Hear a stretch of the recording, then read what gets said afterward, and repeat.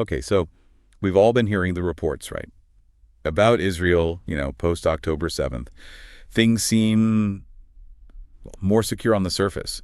Deterrence seems restored. There's talk about expanding peace deals. Yeah, the headlines definitely paint a picture of improved security footing, new opportunities even. Exactly. Yeah. It feels like the immediate threats are being managed. But what if I told you there's something else? Like a much bigger threat, but quieter. An existential one brewing under the surface.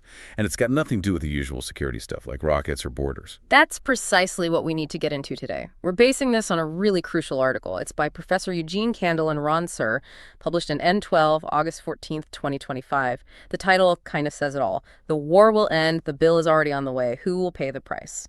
So for you listening, our mission here is to really unpack this silent bill that Israel's facing, understand where it comes from, its roots, and look at the paths forward, because there are paths forward. Right, because the core question isn't just about tanks or treaties right now. It feels more fundamental, like Israel's really at a fork in the road, a choice almost, between, a kind of slow collapse or making some really deep structural changes. Okay, let's unpack this then. Maybe we should start before October 7th, because these economic problems, they weren't entirely new, were they?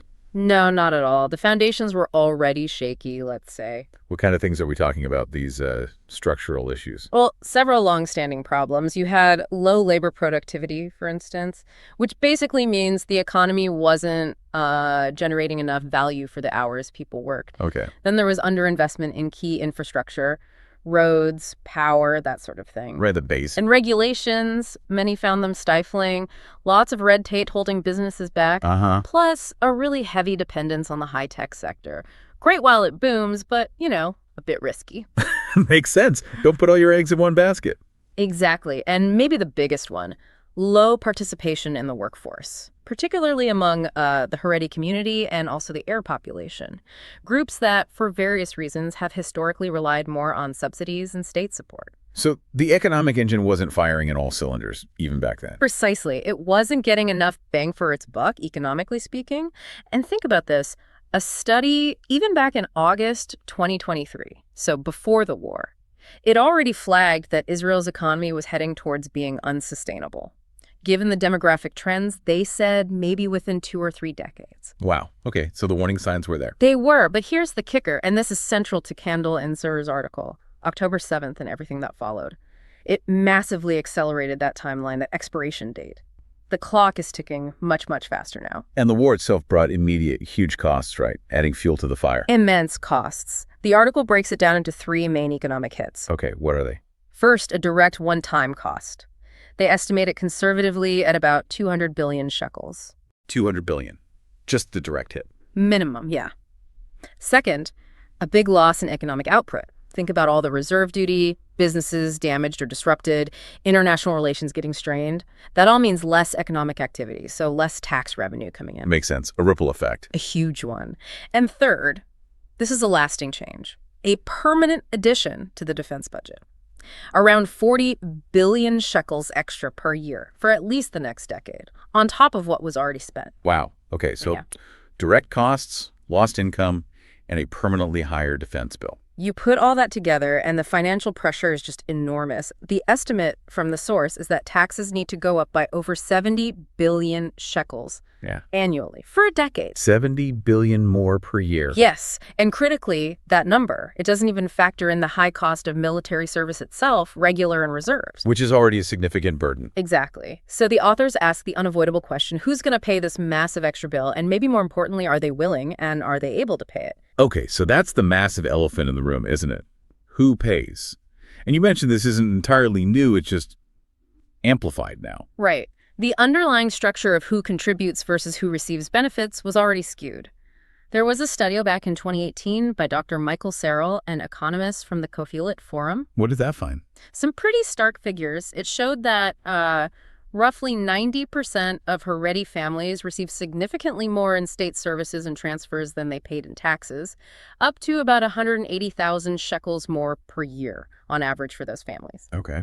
And similarly, for Arab families, about 80% received more than they paid in taxes, up to around 140,000 shekels more per year. So a significant gap between taxes paid and services received for large segments of the population. Yes. And again, this reflects complex historical and social factors like lower workforce participation in those communities. And who is making up the difference? Well, the studies show that the top two deciles, the top 20% of earners, mainly from the non-Haredi Jewish public, they were effectively funding about 40 billion shekels a year just for those subsidies back in 2018. 40 billion, just from the top 20%. Yeah. Now, fast forward to today, or rather to when the article was written. Since 2018, GDP has grown significantly, maybe 40%, but per capita subsidies have also gone up. So the burden on those top earners has increased even before the war costs. Absolutely. The source estimates that an average family in the very top decile, the top 10%, is now paying at least 350,000 shekels a year just to subsidize other families. 350,000 shekels Per year. per family. Per average family in that top bracket, yes. Just think about that. That's well over 90,000 US dollars. That's money transferred before they cover their own costs. It's huge. Unbelievable. And now add the 70 billion a year in new war costs onto that existing structure. Exactly. You add that massive new weight onto a system that was already heavily skewed. And the demographic trends you mentioned earlier, they don't help, I assume. Not at all. They make it worse over time. The subsidy needed just for the Haredi sector, because of its faster population growth, increases by about 3% every single year, automatically. So it's a constantly growing burden, even without new wars or crises. Precisely. Which leads us to that really difficult, painful question the authors pose. Will these families, the ones carrying most of this weight, be able to keep doing it? And maybe just as importantly, will they be willing? And Kandel and Tzur are very clear. This is not, a rhetorical question. It's real. They warn about a kind of silent breaking point, not loud protests necessarily. What then? A quiet exit. Families just deciding we can't sustain this, we're done. Taking their businesses, their talents, their tax payments, and just leaving, moving elsewhere. And even a small number leaving could have a big impact. A huge impact. If even a small fraction of those top two deciles leaves, it blows a massive hole in the budget. Which then means taxes have to go up even more for those who stay, which could then push more people to leave. a downward spiral. Exactly, what they call a potential spiral of abandonment. Rapid, painful, and incredibly hard to stop once it starts. That's a truly alarming scenario. It really does sound existential. It is. The path they describe is fundamentally unsustainable for the state. So is there any way out? It sounds incredibly bleak. You mentioned paths forward earlier. Yes, and this is crucial. While the situation is grave, the article stresses that the path can be changed.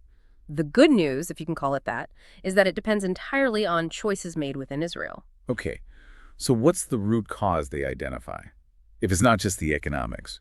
They point fundamentally to Israel's system of government, the actual governance structure. They describe it as a unitary system, highly centralized, not much power devolved locally or regionally. And how does that connect to the economic problem? The argument is that this centralized system actually fuels what they call a war of values.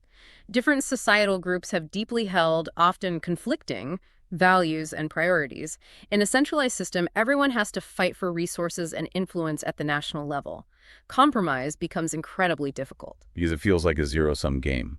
My gain is your loss. Pretty much. And these conflicts just escalate with demographic shifts and the intensified battle over resources we've been talking about. The system, they argue, also leads governments to focus constantly on short-term crises and political survival, neglecting the big, long-term strategic challenges. It results in unstable, often paralyzed governments. Okay, so the political structure itself makes it hard to address the deep economic and social issues. That's the core argument. So the solution isn't just tweaking taxes or budgets. It requires, in their words, rebuilding Israel's operating system, fundamentally changing how the country is run. A new operating system. What would that look like? What's the goal? The goal is to create entirely new incentives for all citizens, incentives that encourage greater economic productivity across the board, enough to meet the huge security needs and maintain a decent standard of living. And how do you get there? Is there one specific blueprint?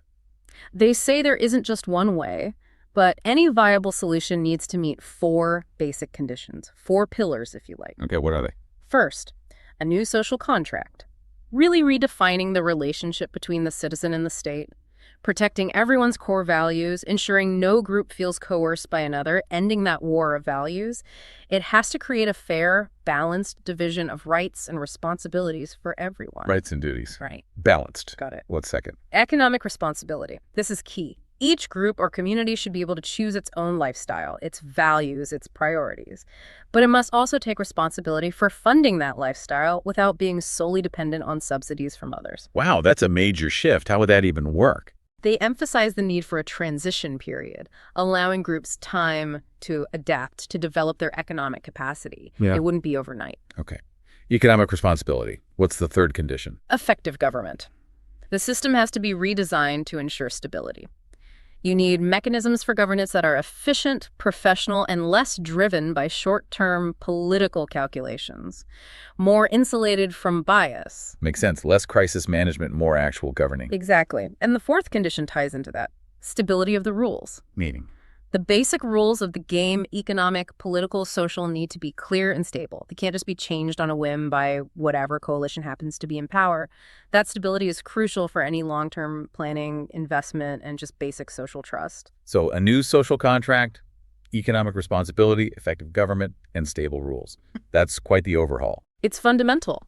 And the authors stress there really isn't any more time for just, hatching things up, firefighting, as they call it, or for these internal battles. The shock of October 7th, as terrible as it was, creates a window, a rare, maybe unique opportunity to push for these kinds of deep structural changes that were needed anyway. So wrapping this up, what's the main takeaway here? For someone listening, what should they be thinking? The core message from Kandel and Tzur is that this isn't about left versus right or any specific political camp. They argue it's a collective duty for everyone who cares about Israel's future to unite behind one basic demand. Jizz. To demand that the very first order of business for the next government, whatever its makeup, must be to commit to creating and implementing a plan to change this operating system to meet those four conditions. Because, as they put it, this isn't just about making things run a bit better. No. They call it an existential imperative. It's about saving the state itself from a potential collapse down the road. A stark warning, but also a call to action. Definitely. And maybe a final thought for you, the listener, to chew on. Think about these ideas, the social contract, economic responsibility for different groups within a society. How might those concepts apply not just in Israel, but maybe in your own community or any society dealing with shared resources and diverse values? What do you see as the biggest hurdle to making those kinds of fundamental shifts anywhere? That's a really potent question to end on. This deep dive was grounded in that powerful analysis by Professor Eugene Kandel and Tzur, the founders of ISFI, Israel's Future Strategy Institute. Definitely gives us all a lot to think about regarding the intricate links between security, the economy, and the very fabric of society.